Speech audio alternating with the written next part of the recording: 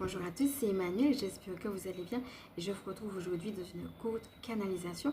Installez-vous confortablement, respirez profondément, prenez de quoi noter si vous en avez envie avec un petit verre d'eau et puis on est parti.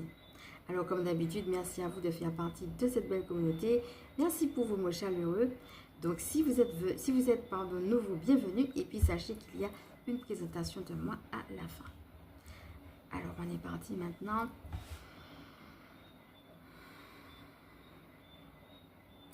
Et la canalisation va beaucoup porter sur les chamans. Parce que c'était déjà venu et là on me le reprécise. Certaines personnes ont vraiment des capacités particulières qui sont en train de se développer et elles sont canales. Alors là on me dit, certains doutent d'être canal.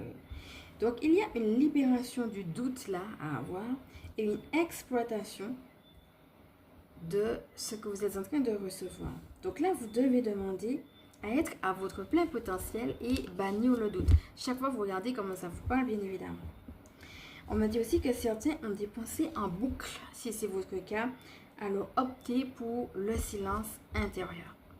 Je fais aussi une parenthèse pour celles qui ne le savent pas, que j'ai créé le guide des pensées qui peut également vous aider et que vous allez pouvoir retrouver en transcription.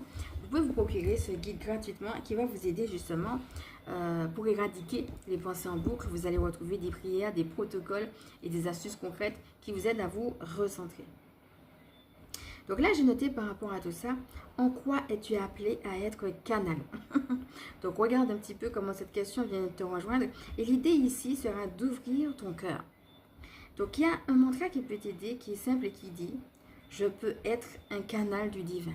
Juste ça, juste cette prise de conscience. Respirez juste avec cette phrase. Je peux être un canal du divin. On aura l'occasion de revenir dans une autre vidéo justement où je vais rentrer un petit peu plus en détail.